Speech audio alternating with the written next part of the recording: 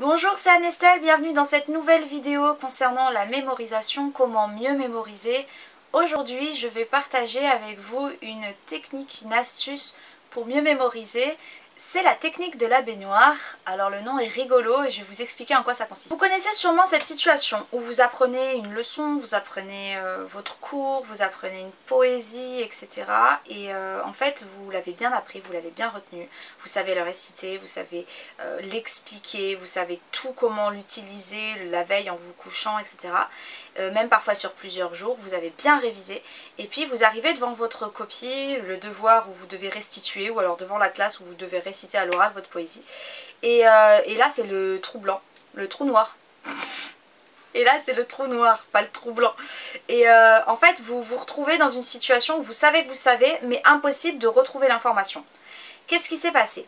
Il se passe que bon, des fois il peut y avoir une mauvaise méthodologie dans l'apprentissage. Mais là imaginons que vous l'aviez bien appris, vous savez que vous le savez et vous ne savez pas pourquoi ça ne sort pas. Ou alors vous vous en souvenez au moment où vous avez rendu votre copie, vous sortez de la classe et là vous vous dites mais c'était ça.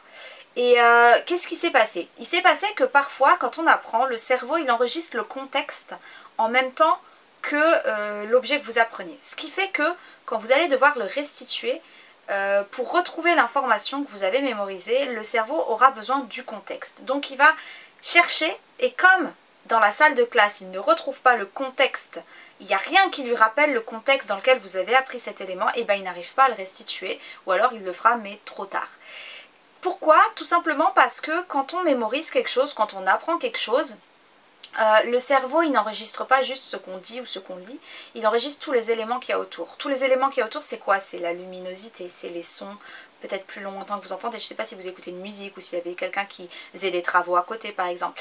Il enregistre ce qu'il y a autour, c'est-à-dire comme je vous ai dit il y a la luminosité mais il y a les couleurs et si vous êtes dans votre chambre, sur votre lit, il va enregistrer tous les éléments un peu cocooning, familiers de votre chambre, etc. Et évidemment lorsque vous êtes devant votre copie, il n'y a pas tous ces éléments parce que vous n'êtes pas dans votre chambre. Alors comment on fait?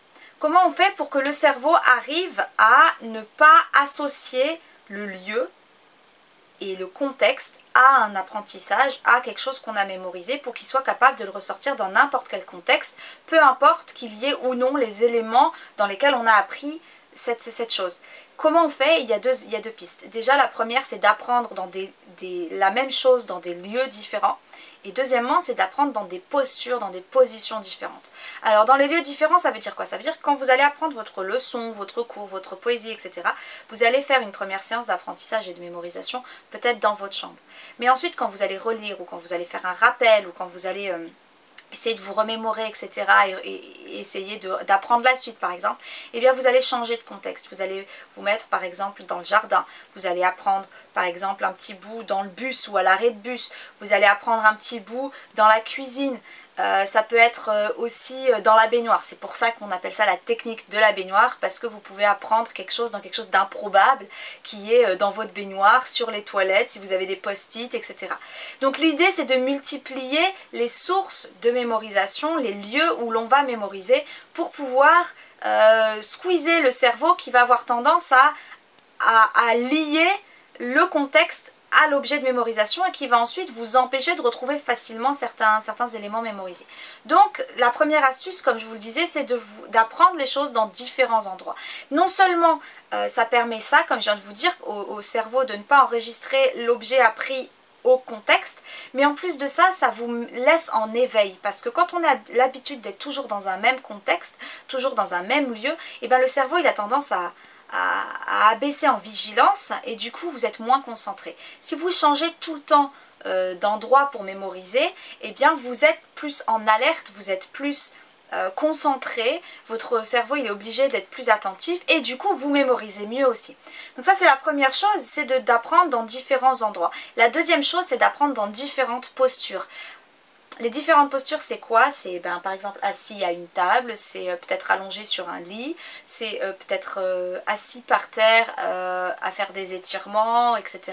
Ça peut être debout en marchant pendant qu'on fait, je sais pas moi, qu'on a un gâteau qui est en train de cuire dans le four, bon peut-être pas pour un enfant, mais voilà, pendant que maman est en train de faire à manger, ou papa est en train de faire la lessive, et bien l'enfant il est là, il marche en écoutant le bruit de la machine à laver, le bruit du plat qui cuit, etc. Donc voilà, on multiplie à la fois les lieux où on apprend et où on mémorise, et à la fois les postures. Et dans ce contexte-là, comme on a plein de choses variées et différentes, et ben le cerveau, il va non seulement mieux mémoriser, mais en plus il va être beaucoup plus apte à restituer ce qu'on a mémorisé. Voilà, ça c'était la technique de la baignoire. C'est une technique qui est assez sympa pour essayer de booster la mémoire chez vos enfants, les aider à mieux mémoriser, vos enfants, vos élèves ou même vous-même. Ça fonctionne autant sur les petits que sur les grands. Et si vous avez envie d'avoir plus d'idées, plus d'outils, d'offrir une sorte de mallette, de boîte à outils pour les enfants, ou pour vous aussi pour mieux mémoriser, sachez que j'ai réuni 20 outils pour mieux mémoriser. Donc il y a cette technique qui est dedans, mais il y en a d'autres avec des étapes claires, avec des outils vraiment très précis, détaillés, des méthodologies à suivre. Il y a aussi des petits jeux pour booster la mémoire, pour mieux mémoriser. C'est quelque chose que j'aurais rêvé avoir étant gamine ou même étant adulte quand je faisais mes études, parce que on a l'habitude d'apprendre toujours de la même façon, soit en récitant par cœur, soit en récitant à voix haute pour que ça rentre, en relisant, etc. Et il y a tellement de façons différentes d'apprendre qui sont plus ludiques, qui permettent de retenir l'information beaucoup plus vite, donc c'est plus rapide de mémoriser, et surtout qui permettent de restituer sur le plus long terme, donc d'être plus efficace dans la mémorisation. Et ça, c'est quelque chose que tous les enfants devraient avoir et qu'on devrait apprendre dès notre plus jeune âge. Donc comme c'est pas quelque chose qui se trouve à l'école, c'est pas quelque chose qu'on nous apprend, et bien moi j'ai décidé de le faire. Et donc voilà, si ça vous intéresse, je vous mets le lien dans la description de cette vidéo, comme ça vous avez accès aux détails de ce qu'il y a dans cette boîte à outils pour mieux mémoriser. Sur ce, je vous laisse ici et je vous dis à très vite pour la suite. Bye bye.